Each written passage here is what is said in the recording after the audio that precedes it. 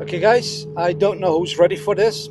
I haven't prepared for it, but I feel that I need to say this. So this is going to be very weird and wacky for some people. You can call me crazy if you want, that's all right.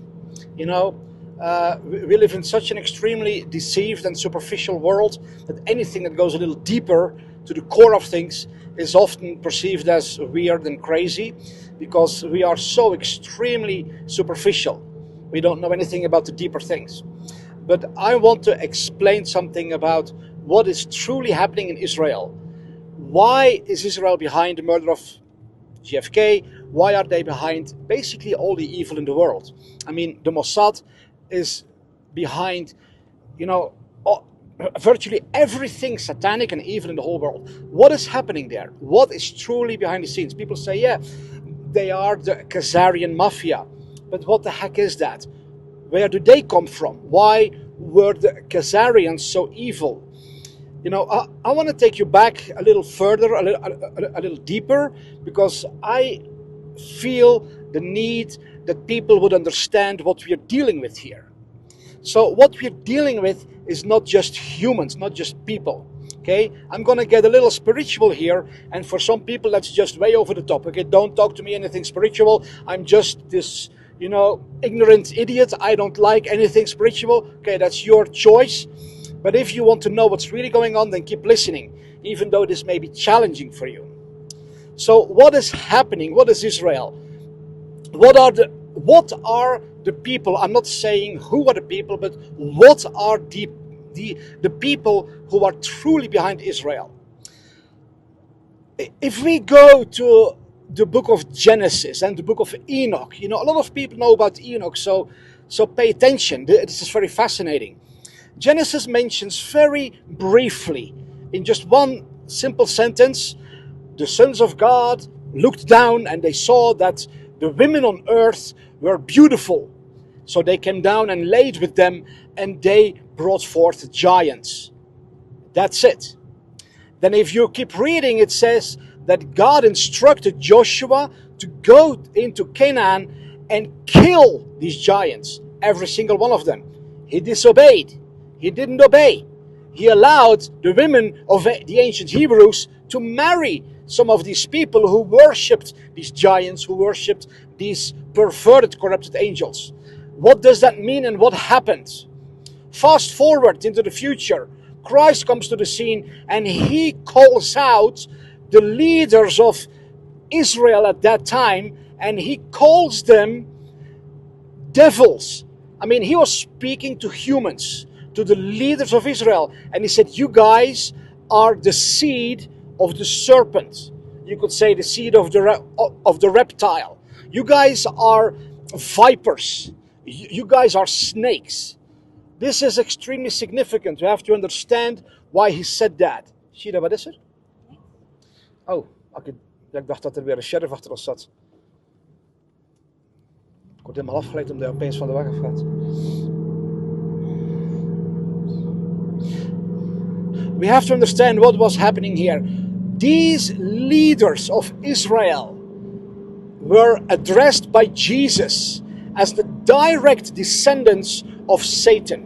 Not just evil people. He didn't say you guys are just bad people. No, he said you cannot come to me because you are the descendants of the dragon. You guys are the children of the devil. You guys are sons of hell, of the underworld. They were literal beings that were of the seed of Satan himself. This is far more significant than anybody ever realizes. This means that they were not just humans. If we go to the book of Enoch, then he goes into a lot greater detail here. He speaks about these angels who agreed amongst one another to come down on earth and to lay with the women and bring forth a new hybrid race of entities. They were the ones, listen, they were the ones who started demanding child sacrifice. They are the ones who needed to to drink the blood of children in order to sustain themselves, because they could not live only on the food that the earth provided. The scriptures say, and Enoch says, that they first demanded that the humans gave them food, and if that wasn't enough, then they turned to the humans themselves. So we are dealing here with something that happened, with a supernatural race of entities, that in folklore are just called angels, but there's the word angels is just one word that is used to describe thousands of different supernatural beings. Some are large, some are small, some are transparent, some are fire, some are lightning, some are, they can take all kinds of forms and shapes. Enoch says that there are beings that can take any form they want, okay? That they can shapeshift. And it's interesting that people are who look into this kind of stuff, they talk about shapeshifters, and pay attention that Disney has released an animation movie about shapeshifters. So, they are trying to show something. But I believe that the reason that Israel is chosen to be the center of the one world satanic government, that it is the headquarters that pushes pedophilia on the world, LGBTQ, transgenderism, pornography, all the evil, mind control, pandemics, poisoning of the food, vaccines, big tech, big pharma, everything. All that evil it goes back to these beings. And in traditional Christianity, we've been so dumbed down with such little knowledge that all people know is, oh yeah, the devil. Forget about the devil. The book of Enoch speaks about Satans, that there are many Satans. There are many beings, corrupted beings. There are many angels that have chosen perversion, corruption, wickedness, transgression, and they are the ones, listen carefully, they are the ones on the one side that are being worshipped as gods in the many religions in the world. All these demon religions in Africa and Asia, all over the place, in Scandinavia, where they worship these supernatural entities. I believe that goes back to these angels who came on the earth. They demanded to be worshipped as gods because they had supernatural powers. But I'm getting off track. We have to stick to Israel. The reason Israel is the heart of all evil in the world, while being presented to the church as the heart of God, it's crazy. It's crazy beyond imagination. Is because these demons, these fallen angels, these spiritual entities, they still want to rule over humanity. They want to kill humanity. They want to enslave humanity. They want to be God. And so we are not dealing here with, fake Jews or corrupted politicians or even Khazarians. It all goes back way further. If you look at the Rothschilds, have you ever heard the expression blue blood? If you are of nobility, then you have blue blood. That's what they say. Well, the Rothschilds are from a different species. They are not Homo sapiens. They are Homo capensis. Homo capensis, look it up. Homo capensis is a variant of the human race. They have a different skull structure. They have different DNA. They have different blood.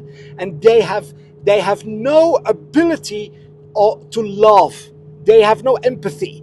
They don't have, God created man with the ability to love, because God is love. These beings are not created by God. They are created by a perversion, a corruption of the human race by fallen angels. There's a lot of stuff going on there. I'm also summarizing it very fast, in fact also very superficial, but just, hinting at it so that people would understand at least something. But these beings, I mean, the Rothschilds, Jacob Rothschild, who just recently died, he had this elongated skull, just like several others. This shows they have a different lineage. They have a different origin. And Christ said, they cannot come to me. You cannot hear me. You cannot receive me. You cannot come to salvation because you are the direct descendants of evil. And so that's what we're dealing with here, people. We are dealing with spiritual corruption, spiritual powers who are trying to subvert the human race so that everybody would serve them. And they have chosen Judaism to be their platform, their religious platform to work from. And they've chosen Christianity to be that which supports them through mind control, through brainwashing, through false teachings, even though the true Christian faith exposes them. The true Christian faith, what Jesus said is, you guys, you say you're Jews, but you are children from Satan. You are a synagogue of Satan. I mean, so Jesus exposed them. But Christianity is so brainwashed and mind controlled that the churches support them. Okay? So this is very interesting. I can go on a lot more about all of this, but I just wanted to give you this little glimpse of understanding that there is way more going on than just money or corruption or perversion or, there is a real spiritual revolt, a spiritual rebellion going on against the Creator, against humanity, against everything that's good. And the answer is that the true sons of God, the true pure-hearted children of the Most High, and this has nothing to do with religion. Religion kicks this out of you. It tries to oppress you. This has to do with authenticity, with identity, with who you truly are. The humans who have not bowed to this power of perversion and compromise, who have not given their life to perversion and wickedness, the humans who have chosen to truly walk in the light, in the truth, in goodness, who are not compromised, who are not bribed and blackmailed and bought or whatever, the good children of the Creator, they are the ones who need to rise up. They are the ones who have the blessing, the authority, the gifting, the anointing, the compassion, the love.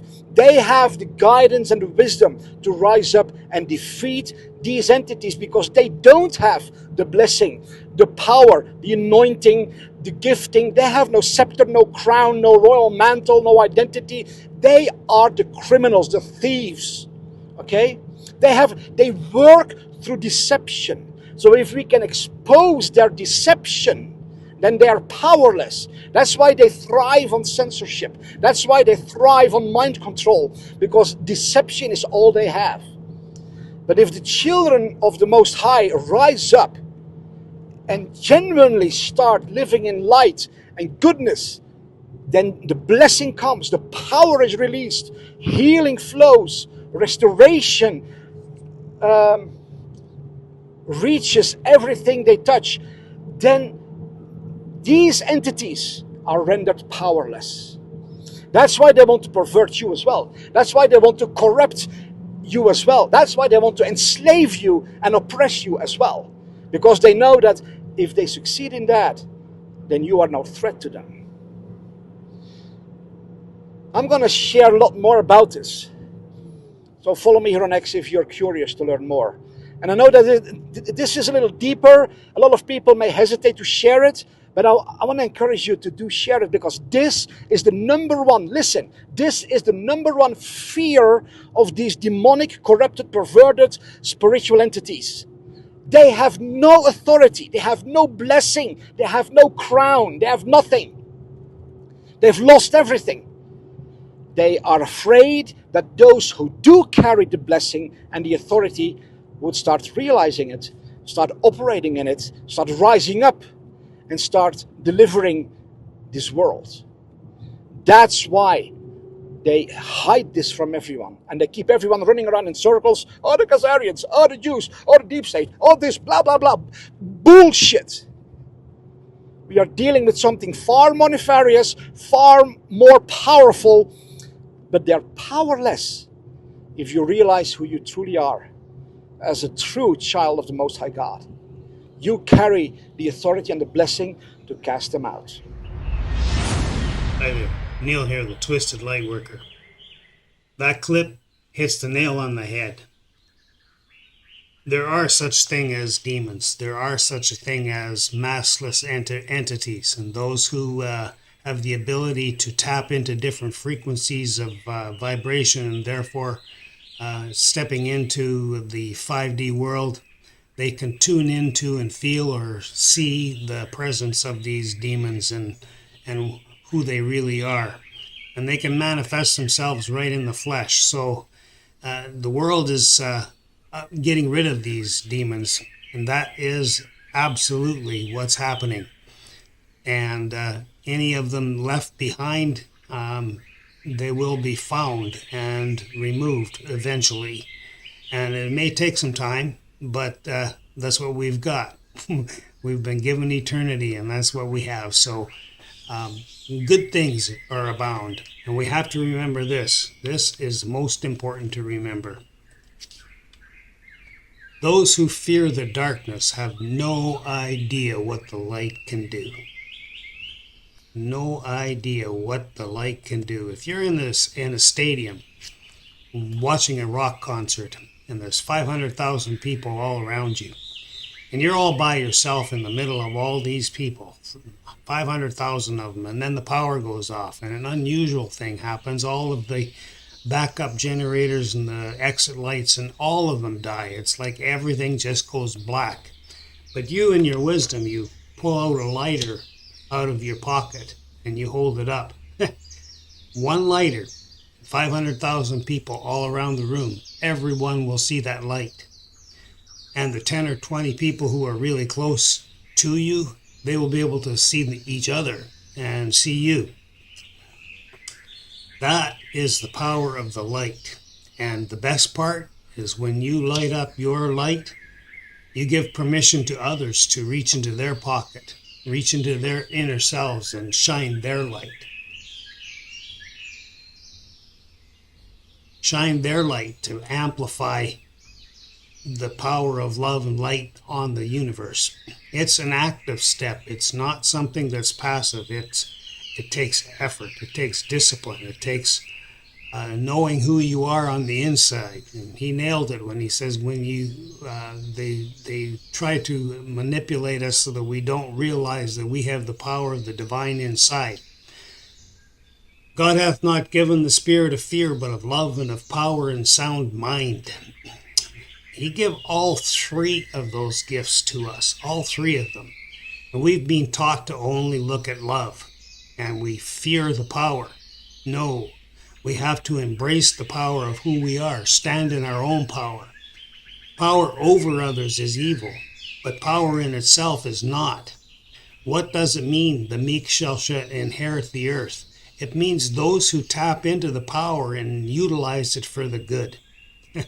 They're the meek, because they're in control of it. They don't let demons challenge them and make them put their energy and their frequency and their vibration of their thoughts and their radiation of who they are from the inside. Their light, their lighter in the middle of the crowd is pure. That's what you want. You want to have that purity, that authenticity of who you are on the inside. That will lead us to thrivalism, where we will thrive and be happy. That is where all of humanity is going. We are on this journey together. And it's such a privilege and a joy to know that there are others out there who understand the power of the light. Love, light, and power. God hath not given the spirit of love, but of power and sound mind as well. Don't forget that. Sound mind means you're able to look at the evil and not be scared. Oh, you can be scared a little bit. You can shake in your boots. but you don't cower. You stand in your power. Shine your light. Darkness has to disappear when the light shines.